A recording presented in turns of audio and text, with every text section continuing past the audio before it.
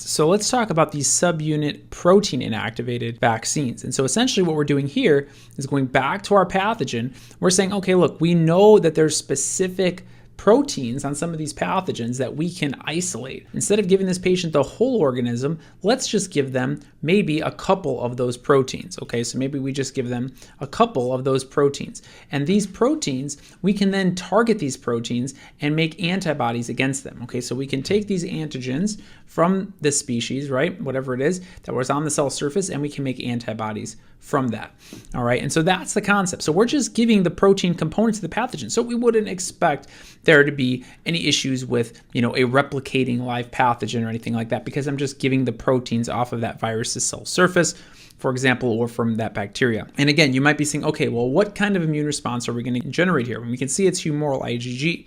Why is that? Well, remember, if I have this antigen floating around in the blood, I can have a dendritic cell come up to that antigen. It can digest that antigen. Okay, so it can digest that antigen, and then that antigen can get displayed in MHC class 2 because I phagocytosed it with my antigen presenting cell, and then eventually lead to the formation of antibodies, IgG antibodies from class switching. It's the same process we keep talking about. And again, you might say, well, was there a cell-mediated response from this? And the answer is no, right? There's not going to be one for the same reason we talked about when we talked about the whole inactivated vaccines, because this antigen is not a live organism infecting cells, right? It's not going to infect a dendritic cell. It's just a protein component floating around in the serum that we're generating antibodies to and phagocytosing.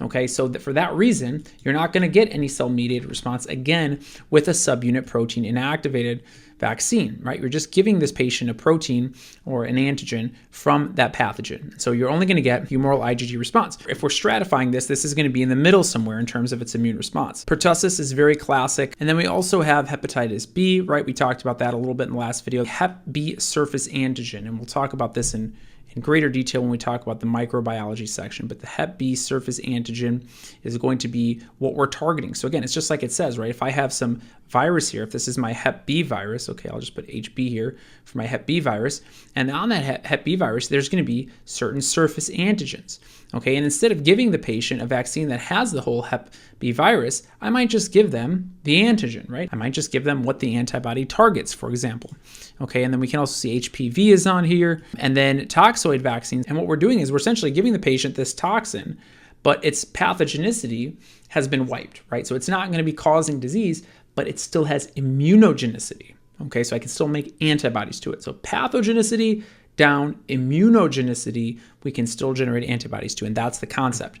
Okay, so that's what we'll see with tetanus and diphtheria. And sometimes you'll see this vaccine, right? This is going to be a very classic vaccine, especially when you get to step 2. You'll see the Tdap vaccine, right? Tdap. So what does this stand for? So the T is for tetanus, right? That we just saw. Okay, so that uses a toxoid. Then we saw the D here. This is for diphtheria. Okay, and what is this AP? AP is what we have right here, right? AP is acellular pertussis. Acellular pertussis. Why does it say acellular? Because the organism is not being given. We're just giving the subunit protein with 2 toxoids.